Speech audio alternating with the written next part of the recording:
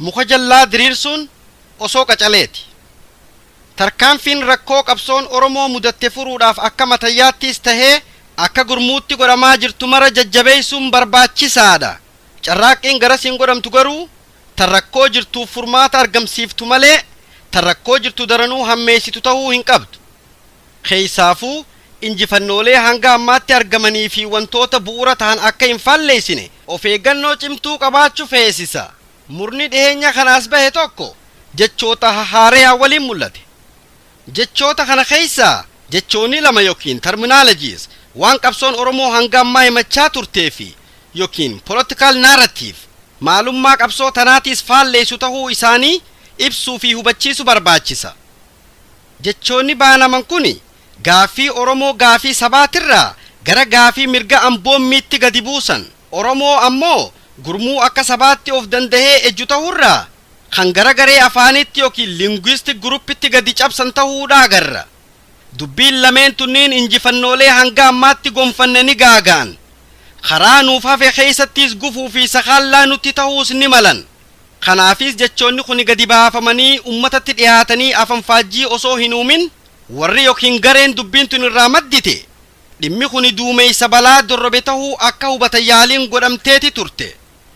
Yeroo sunitti dubbiin dogongora ta'uu isii fudhatanii sirreessuufis tarkaanfiin akka fudhatamtu waadaa seenaniiti turan. Haa ta'u ammoo waadaa seenan sun diiguudhaan amma kunoo bifa galmeetiin basaqqeessatti asiin bayaniiti jiran. Kanaafuu maalummaa dubbii tanaa ibsuudhaan miidhaa tattaaffii sabaatirratti fiduuf maltu ammuma osoo ganamaa bifa xiinxalliitiin ifa goonee ummataaf dhiyeessuuf dirqamneeti jirra. Biyyoommi, lammoommi, amboommi yookiin citizenship akkaan ani hubadhutti qabsoon Oromoo mudannoo akka walootti saba kanarra geesserraa dhalatte. Oromoon mootummaa alagaatiin weeraramee akka sabaatti guututti caphee cunqursaa siyaasaa kan diinagdeetii fi kan aadaa sirna gabroonfataa jalatti kufuuf boortame. Mirgoota akka sabaatti sabni tokko qabaatu mara akka matayyaatti osoo hin tahin akka waloommiitti mulqamuu mudate. Wanni qabsoof tokkummaan isa kakaasees mudannoo tana. Furmaanni tokkichi jiruus waliin hiriiranii qabsoo waloo yookiin collective actions gochuu qofa tahe. Kana jechuun Oromoon mirgoota akka sabaatti qabu mara akka sabaatti dhabe. Akeekni qabsoo isaatis mirgoota mulqame mara harka ofiitti deeffachuudhaan abbaa biyyummaa ofii gonfachuudha. Kana dhugoonfachuufis qabsoo walootiif waliin ka'ee bobbahe. Wanni abbootii teenya qabsaa'oota duraa wal barbaachise maali? Kan Taaddasaa Birruu Shaggarii kaasee Arsii dheeraa geeyse. Kan jaarraa abbaa gadaa asabootirraa tumsaaf lola baaleetitti isa duulchise. Kan Aadam Saaddoo Baaleerraa Finfinnee fidee waraqaa barruu iccitii qabdu nyaapharraa eewaluuf alanfachiisee liqimsiise maali? Balaa waloo hundarratti dhufe faccisuuf waliin dura dhaabbachuuf akka tahe ifa jira. Ilaalchaa fi hubannoon Oromoon hamma ammaatti qomaa qabduus kanuma. Kan ofitti isa fudhatee qabsoodhaaf hiriirsee milkii hamma ammaatti argamte fidees kanuma. Dhiheenya kana garuu baasa tokkootu as bahe. Waldhibdeen saba Oromootii fi sirna abbaa irree jidduu jirtu akka waan mirgi biyyoommiidhaa yookiin abboommiidhaa yookiin citizenship kabajamuu dhabuurraa dhalatetti warra himuu jalqabe agarree gurraanis dhageenye. Biyyoommiin yookiin amboommiin hariiroo mootummaa fi matayyaa yookiin individual jidduu jirtu qofa ibsa. Kanaafuu warri gaafii sabaa gara gaafii matayyaatti gadi cabsan kuni Oromoon akka matayyaatti malee akka sabaatti komii tokkollee mootummaa tanarraa hin qabu yaada ju'uun deeman jechuudha. Wanni kuni bifa lamaan qabsoo Oromoo miidha. Himannoon yookiin grievance Oromoon akka sabaatti cunqurfame jechaa ture soba fakkeessuudhaan injifannoo himannoo suniin argamtees bu'aa sochii dharaati taasisa.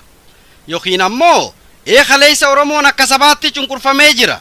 Har'a garuu miidhaan garasiin jirtu furamte gaafileenis deebii isaaniin maltu argatanii jiru. Wanni hafe mirgoota matayyaatti kabajaa godhuu qofa kan jettutti nama geessiti. Kuni dhugaa taanaan Oromoon dhimma waliitiif furmaata barbaaduuf akka walootti gurmaa'uun hin barbaachisu. Ilmaan Oromootis matamatatti akka nam tokkotti mirga ofii eegsisuuf matayyoota sabaa yookiin saboota biroo waliin walitti siqee gurmaa'ee falmii firiira galuu malee maqaa Oromootiin of dararuu hin qabu. Barbaachisaas miti nuun jechu taati. oromoon saba moo murnaa afaan tokko dubbatu falmii siyaasaa biyyattii sun keessatti godhamtu akka waan falmii murnoota afaan walirraa addaa dubbatan jidduutti godhamtutti dhiyeessuun siyaasaa oromoon faalleessa himannoon oromoon jalqabarraa himachaa as ga'e Itoophiyaan lola waraana gurmuulee sabaan ijaaraman jidduutti godhameerraa ijaaramte mootummaa alagaa ta'u warra biyya habashaatu waraana nurratti bobbaasee nu weeraree nu cabsee olaantummaa aadaa dantaatii fi siyaasaa isaanii nurratti fe'e haala kana micciiranii warri oromoo cunqurse warra saba kanaati jechuu mannaa warra afaan kana dubbatu jaanii gaafii sabaa gara gaafii garee afaanitti gadi cabsuun dogongora guddaadha kuni waan eenyummaa oromootis jijjiiru tahuu isaatiinis dhimma laaftutti dhiifnee irra dabarru hin tahu sabni amaaraa gara warra afaan amaaraa dubbatu tigreen gara warra afaan tigree dubbatutti jijjiiraman oromooni sabarraa gara gartuu afaan oromoo dubbatutti sharafama oromoo guddoon saba beekamaa tahuu isii hanqiseeti murna afaanii yookiin language group taasisa afaan tokko dubbachuun immoo saba tokkicha naman gootu addunyaa tana keessa ummata toora miliyoona 500tti shalagamuutu afaan ingilizii dubbata sabni ingilizii ammoo miliyoona 60 qofa afaan ingilizii dubbachuun ingilizi naman gootu haalli afaan arabaatiis akkasuma ummata biyya 22 keessa jiraatuutu akka afaan ababbiitti yookiin afaan dhalootaatti afaan arabaatiin dubbata afaan tokkichaan dubbachuun isaanii ammoo warra saba tokkoo isaan hin goone ulaagaalee eenyummaa sabaa mul'isan keessa tokko afaan haa ta'u malee kophaa isaatti gahaa miti lafa walitti aantu ta'u waliin irra jiraata waliin qabaachuu aadaa tokkicha qabaachuu hidda seenaa takkarraa madduu yaad qalbii aadaa waloomiitiin ibsamuu fi hariiroo diinagdee walitti isaan guduunfitu qabaachuutu saba tokkicha nama taasisa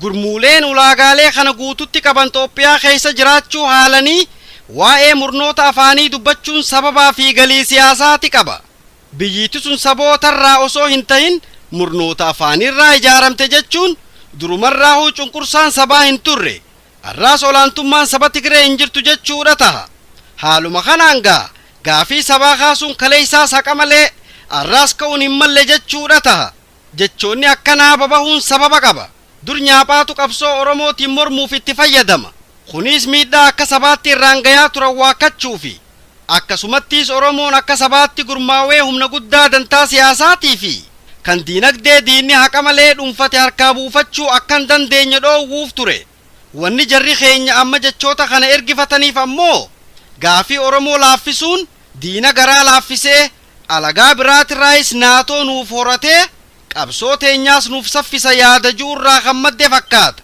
kun garuu dogongora guddaadha kana qofaa miti akka ilaalchaatti gowwaa yookiin harsama siyaasaa hin beekne nu fakkeessa wal dhibdee oromoo fi warra aangoo mootummaa harkaa qabu jidduu jirtu kan uume kalee sarraas mata jabaachuu oromootii miti keessaafuu warra amma aangoo harkaa qabu kanaa waliin gara ilaalchaatiin garaagarummaan dilas hin jirtu ammoo qeeransi gogaa isaatiif du'a akkuma jaanitti oromoonis qabeenyuma isiitiif cunqurfamti aangoo dhuunfatanii olaantii tahanii waaruuf diinagdee oromiyaa harkatti galfachuu fi too'achuun dirqama taha wanni oromoon qabsaa'uuf ammoo biyyaa fi diinagdee ofiirratti abbaa ta'uudha kana mirkaneessuufis aangoo siyaasaa dhuunfachuun dirqama malli bira hin jirre taha kana jechuun waldiddaan oromoo fi warra isa cunqursan jidduu jirtu waldiddaa dantaa yookiin fundamental conflict of interest abadan manguddummaadhaan dhumuu hin dandeenye tahuu fayyaaleeyyiin martini hubatan aangoo siyaasaa ammoo boortaadhaan malee kadhaadhaan warra argate hanga ammaa waa hin agarre waan ta'uuf hin malle tokkoof jaanii jechoota siyaasaa oromoo faalleessan oomishaa ooluun waldiddaa yaadaa oromoo jidduutti daranuu akka bal'attu gochuu malee bu'aan inni fidu takkalleen hin jirtu kanaafuu warri beekaa yookiin wallaalaan badii tanatti jiran kan oromoof anaannatan yoo ta'an dhugaa ifa jirtu tana hubatanii dogongora ammaa fi hegareefis diigmee raagu kanarraa akka of deebisaniin dhaama Joowar Siraaj Muhammadiin sagalee oromiyaati.